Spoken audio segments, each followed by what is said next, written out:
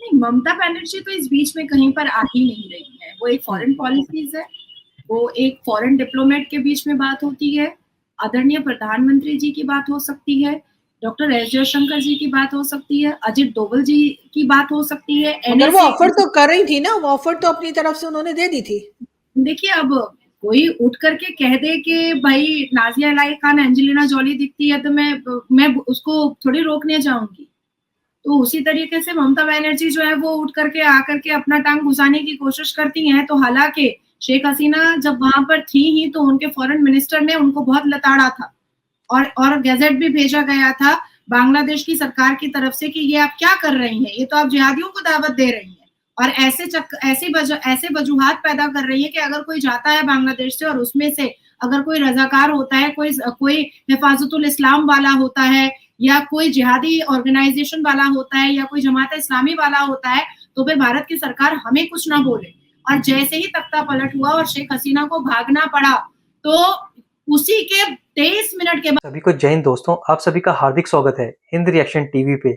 आशा करता हूँ कि आप सभी लोग बहुत अच्छे होंगे। तो आज हम आपके लिए बहुत ही मजेदार डिस्कशन और एक जबरदस्त डिबेट लेकर आए, जिसमें आप देखेंगे पाकिस्तान के मशहूर पत्रकार आरजू कासमी को, इनके स्पेशल गेस्ट होंगी भारत की बेटी और सुप्रीम कोर्ट की दबंग वकील हम सबकी चहेती नाजिया इलाही खान जी। तो ये वीडियो काफी इंटरेस्टिंग होगी, आपको बहुत कुछ जानने को मिलेगा और मजा आएगा। तो इसे अंत तक देखें और चैनल पे नए हैं तो चैनल को सब्सक्राइब कर दें, ताकि हम आपके लेटेस्ट इन्फॉर्मेटिव और इंटरेस्टिंग वीडियोस लाते रहें। तो चलिए पहले ये वीडियो देखते हैं और अंत में इसके बारे में बात करेंगे।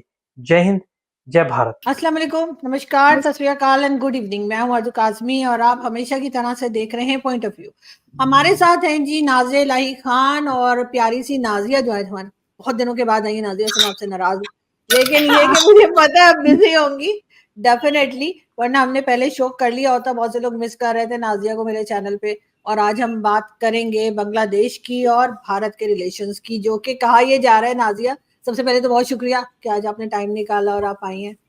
I feel very much honoured. और आरजू जी, क्या होता है कि आप लोगों के साथ बैठने से जो भारत के सही एक्चुअल जो सर्कमस्टांसेस हैं वो मैं शेयर कर पाती हूँ। अदरवाइज पहले क्या होता था कि जो लोग मुस्लिम तुष्टीकरण की बात करते थे वही पाकिस्तान को सुनना पड़ता था और वही समझ लेना पड़ता था। लेकिन बेसिकली क्या हो रहा है भारत में और कितने चौड़े में है मुसलमान यहाँ पर, इसकी सच्चाई और इसका पर्दा तो मैंने खोल करके दिया। बिल्कुल ऐसा ही है कि आप लोगों ने मुझे मौका दिया अपनी बात को रखने का। Thank you so much. एक तो नाजिया मुझे ये बताएं कि बांग्लादेश के साथ रिलेशंस की बात की जा रही है, आजकल फ्लड है और कहा यह जा रहा है कि जी भारत की वजह से फ्लड आ गया बांग्लादेश में, क्या कहेंगे? आपके सिंध प्रोवांस में भी तो 1964 के बाद ऐसा फ्लड आया है और काफी मतलब फिनेंशियल क्राइसिस से लेकर के काफी लोगों की जान भी जा रही है और मतलब और सरकार जो है वो ध्यान भी नहीं दे रही है। 1964 के बाद ऐसा फ्लड आया है सिंध प्रोवांस जो आपका पाकिस्तान का है। तो क्या उसमें भी भारत ने भगवान को बोल दिया था कि यहाँ पर फ्लड आ जाना चाहिए? और मुझे ऐसा लगता है कि जिस हिसाब से अगर वाकई में सुपर नेचुरल चीजों पे कोई जाना चाहता है और ऐसी टिप्पणियां, बेवकूफाना टिप्पणियां कर रहा है, तो फिर मुझे ऐसा लगता है कि जिस हिसाब से, जिस बेदर्दी से बांग्लादेश के जमाते इस्लामी ने, रजाकार ने और इस्लामिक जो टेररिज्म माइंडेड के प्रीचर और क्लेरिक है, अगर जिस हिसाब से उन्होंने प्रोवोक करके हिंदुओं को का रेप करवाया, बहू बेटियों को मरवाया, तो इसलिए बद्दुआ लग गई है, कर्स लग गया है, इसीलिए इतना गंदा फ्लड आया होगा।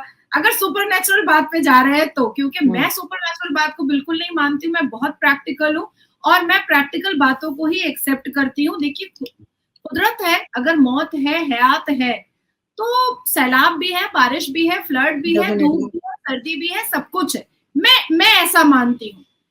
लेकिन जिस हिसाब से बांग्लादेश में तख्ता पलट हुआ है और इंटरिम सरकार जिस हिसाब से फेलियर साबित हो रही है, वो हम ऐसी उम्मीद कर भी रहे थे, क्योंकि इंटरिम सरकार जो आई थी उसने कहा था कि वो मात्र 24 घंटे के अंदर जो अत्याचार हिंदुओं के ऊपर हो रहा है वो रोक दिया जाएगा, उस पर पाबंदी लगाई जाएगी। और इंटरिम सरकार जिन्होंने बनाया उन्होंने कहा भी कि नहीं तो वो इस्तीफा दे देंगे। पर एक बार प्राइम मिनिस्टर की गद्दी पर बैठने के बाद किसको छोड़ने का मन करता है। तो अभी फिर से हिंदुओं पर बहुत अत्याचार वहां पर हो रहा है। लेकिन आप किस तरह से देखती हैं, क्योंकि उस चीज को कि ममता बनर्जी ने भी कहा था कि जो लोग परेशान हैं वो भारत आ सकते हैं, लेकिन अब जो है वह सिचुएशन जो है बहुत ज्यादा बदल चुकी है और हम यही देख रहे हैं कि बांग्लादेश और भारत के बीच में अब वो पहले जैसे रिलेशंस दिखाई नहीं देते, कहीं ना कहीं टेंशन जो है वो दिखती है, क्योंकि इस वक्त शेख हसीना भी जो है वो भी भारत में है। तो आपको लगता है कि जो नई गवर्नमेंट आई है या आएगी उसके साथ जो है वो ममता बनर्जी का की कोई बात होगी या मोदी जी की कोई बात होगी? नहीं, ममता बनर्जी तो इस बीच में कहीं पर आ ही नहीं रही है। वो एक फॉरेन पॉलिसीज है, वो एक फॉरेन डिप्लोमेट के बीच में बात होती है। आदरणीय प्रधानमंत्री जी की बात हो सकती है, डॉक्टर एस जयशंकर जी की बात हो सकती है, अजित डोवल जी की बात हो सकती है। अगर वो ऑफर तो कर रही थी ना, वो ऑफर तो अपनी तरफ से उन्होंने दे दी थी। देखिए, अब कोई उठ करके कह दे कि भाई नाजिया इलाही खान एंजेलिना जॉली दिखती है तो मैं उसको थोड़ी रोकने जाऊंगी। तो उसी तरीके से ममता बनर्जी जो है वो उठ करके आकर के अपना टांग घुसाने की कोशिश करती हैं। तो हालांकि शेख हसीना जब वहां पर थी ही तो उनके फॉरेन मिनिस्टर ने उनको बहुत लताड़ा था और गैजेट भी भेजा गया था बांग्लादेश की सरकार की तरफ से कि ये आप क्या कर रही हैं, ये तो आप जिहादियों को दावत दे रही हैं और ऐसे वजूहात पैदा कर रही है कि अगर कोई जाता है बांग्लादेश से और उसमें से अगर कोई रजाकार होता है, कोई हिफाजतुल इस्लाम वाला होता है या कोई जिहादी ऑर्गेनाइजेशन वाला होता है या कोई जमात इस्लामी वाला होता है, तो फिर भारत की सरकार हमें कुछ ना बोले। और जैसे ही तख्ता पलट हुआ और शेख हसीना को भागना पड़ा, तो उसी के 23 मिनट के बाद ममता बनर्जी ने यहाँ पर प्रेस कॉन्फ्रेंस किया और कहा कि जो केंद्र की सरकार करेगी हम वो अग्री करेंगे, हम वही करेंगे, हमको और कुछ नहीं बोलना है और कुछ नहीं सोचना है। तो कहीं ना कहीं उनको डर लग गया, उनको समझ में आ गया कि भैया ये जो मैंने बीच में टांग घुसाया था वो गलत था। तो देखिए, संवैधानिक तरीके से और हमारे जो पार्लियामेंट्री पीपल एक्ट है और पार्लियामेंट्री जो रूल रेगुलेशन है उसके हिसाब से ममता बनर्जी का कोई अथॉरिटी और कोई रिस्पॉन्सिबिलिटी ही नहीं है कि इस मुद्दे पर वो बात करे। कोई अथॉरिटी ही नहीं है और अगर वो कर रही है तो वो असंवैधानिक स्टेटमेंट दे रही है जिसको बिल्कुल भी वैल्यू और महत्व नहीं दिया जा सकता है। अब आती है बात जो आपने बहुत खूबसूरत बात पूछी है, बहुत अच्छा सवाल पूछा है कि भारत और बांग्लादेश के रिश्ते। देखिए, आदरणीय प्रधानमंत्री जी आज से नहीं 2014 से इस बात को बता रहे हैं, जीरो टॉलरेंस। 2014 से इस बात को बता रहे हैं कि जो देश भी टेररिज्म ऑर्गेनाइजेशन और टेररिस्ट को पालेगा पोसेगा उसके साथ भारत के रिश्ते नहीं अच्छे हो सकते हैं, बिल्कुल नहीं अच्छे हो सकते हैं। अभी हालिया में हम लोगों ने देखा था मालदीव्स के जो प्रेसिडेंट है उन्होंने बहुत अजीब सी बातों का आगाज किया था, लेकिन जब वो घुटने टेक करके माफी मांगे तो फिर डॉक्टर एस जयशंकर गए और बातचीत सब संभल गई, अब सारी चीजें बेहतर है। कतर में देखिएगा कि 2023 में कतर के जो सरकार है उन्होंने हमारे 8 पूर्व नेवी ऑफिसर के फांसी के फंदे तैयार किए थे, लेकिन जैसे ही वो उनको मोदी जी की बात समझ में आई उन्होंने उनको बाइज्जत यहाँ भेजा और फिर मोदी जी को इनवाइट भी किया। हमारे आदरणीय प्रधानमंत्री उनके इनविटेशन में भी गए। चीजें बहुत बैलेंस्ड है, बाइस्ड नहीं है, अब बैलेंस्ड है।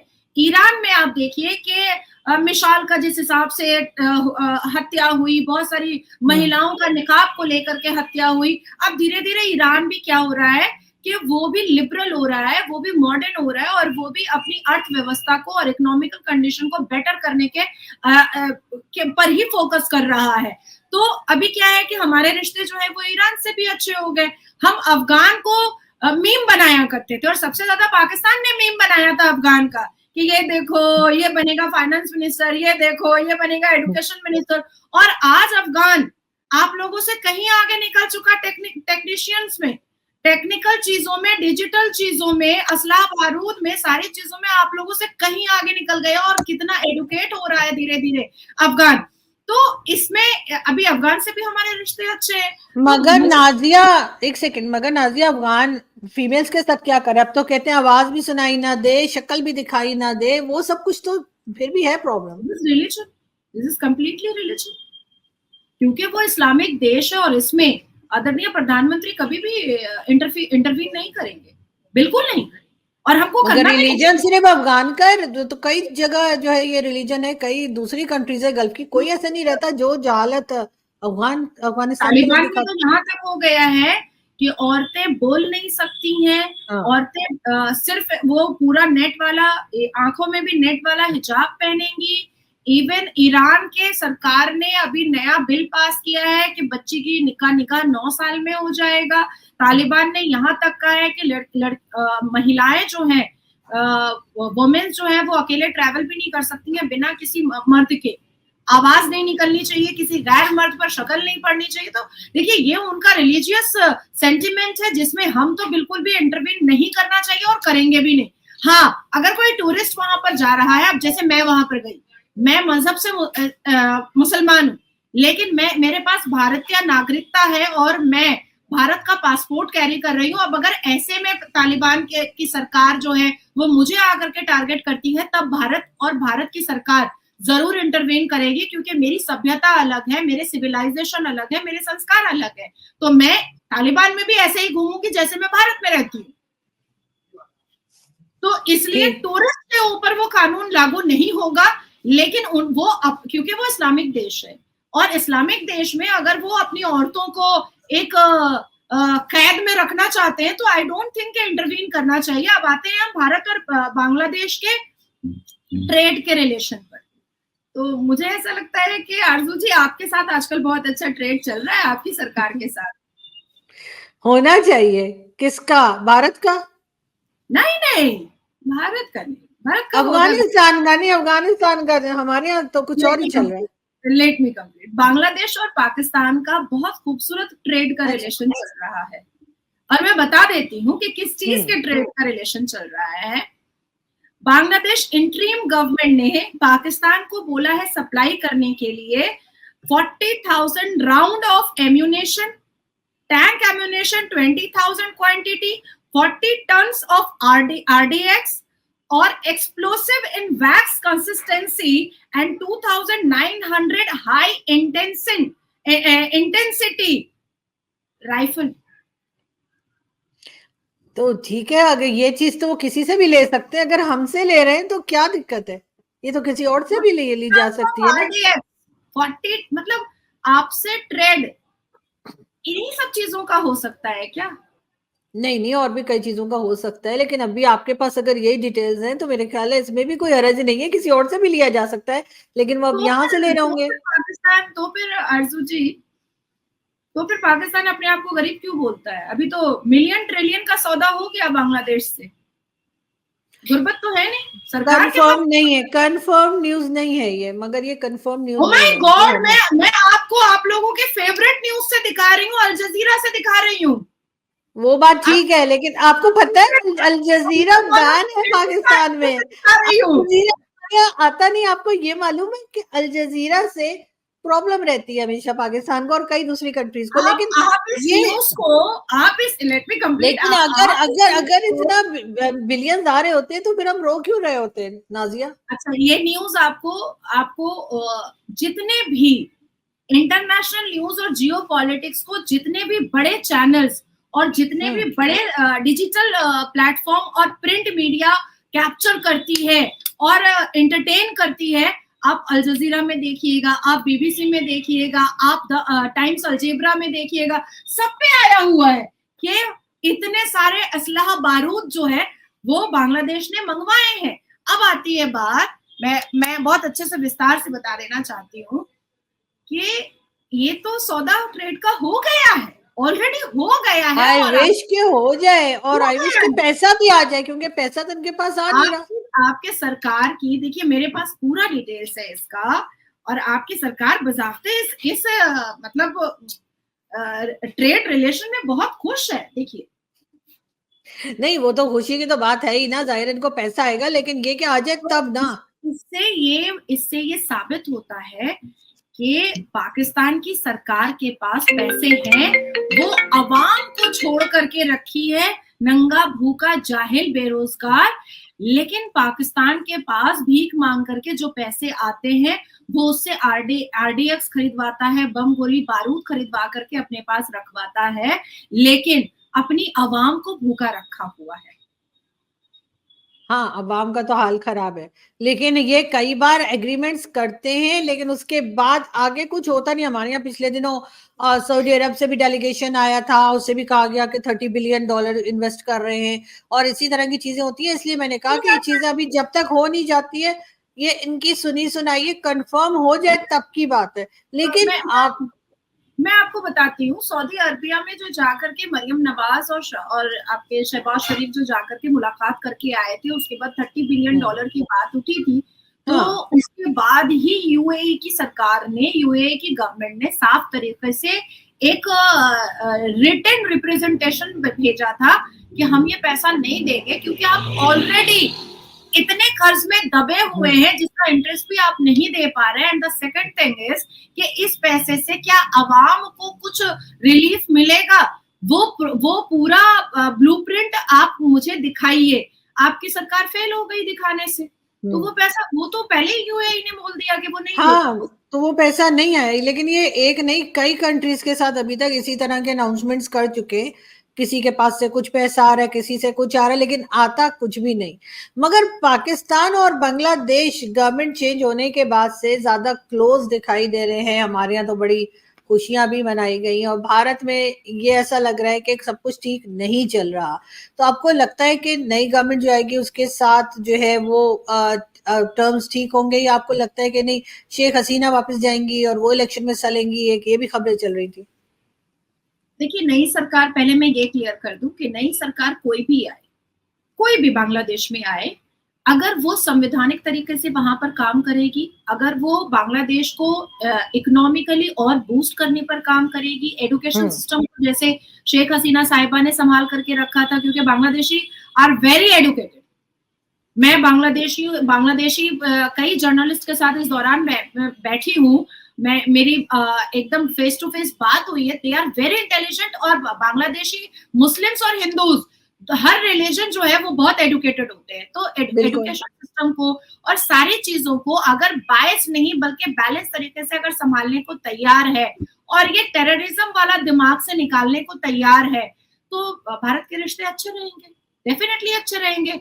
और दूसरी बात कि अगर जिस तरीके से जमाते इस्लामी, हिफाजतुल इस्लाम और उसके बाद फिर और भी 3 फुटिया मौलाना, 4 फुटिया मौलाना और रजाकार वहां पर जिस हिसाब से काम कर रहा है, और जो एक भगदड़ का माहौल और एक जंग का माहौल जो छेड़ करके रखा है, और खास करके हिंदुओं पर जो अत्याचार हो रहा है, ये अगर कंटिन्यू रहेगा तो भारत के रिलेशन बांग्लादेश से बेहतर नहीं होंगे। And the third point is, जो आपका थर्ड क्वेश्चन था, मैं आपको बड़ी जिम्मेदारी से ये बात बता रही हूँ कि शेख हसीना बांग्लादेश जाएंगी और वहां के इलेक्शन में वो पार्टिसिपेट करेंगी, और जहां तक मुझे फीलिंग आती है, मेरी गट फीलिंग आती है कि फिर से शेख हसीना जीत करके सत्ता को वो संभालेंगी, मुझे ऐसा लगता है।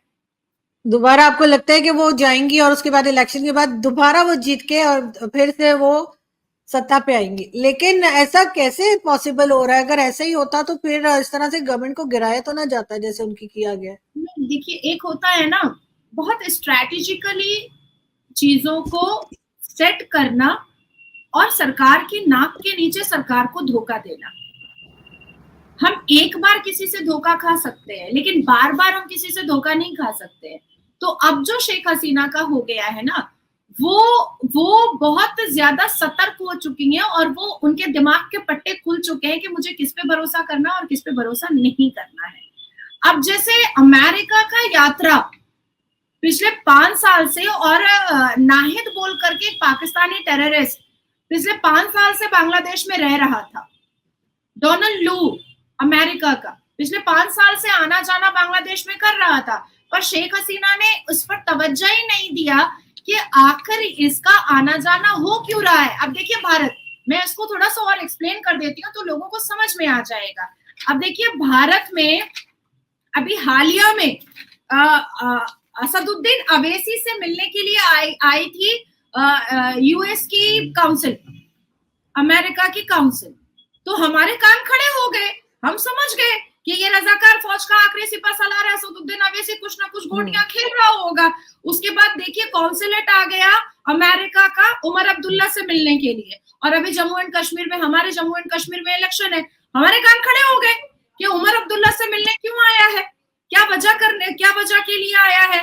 उसके बाद फिर देखिए कि जो खालिस्तानी मूवमेंट जो चलता है, तो कुछ पंजाबियों को बुला करके अमेरिका के कॉन्सुलेट में बुला करके बैठा करके बातचीत किया गया है। तो हमें समझ में आ गया, क्योंकि हमारे भारत में अभी 4-4 राज्यों में इलेक्शन है और खास करके जम्मू एंड कश्मीर का इलेक्शन है, तो हमारे कान खड़े हो गए। उसी तरीके से शेख हसीना के कान अब खड़े हो चुके हैं, और शेख हसीना बंगा बंधु मुजीबुर रहमान साहब की पुत्री है, वो हारने वालों में से नहीं है। और मुजीबुर रहमान वो है जिन्होंने बंगालियों को बांग्लादेश बना करके दिया था, जिन्होंने पाकिस्तान से बांग्लादेश को छीना और छीन करके उन्होंने बांग्लादेश बनाया और बंगालियों को कहा कि ये तुम्हारी सरजमीन है, तुम अच्छे से जियो, तुम अपने हिसाब से जियो, तुम अपनी भाषा के साथ जियो।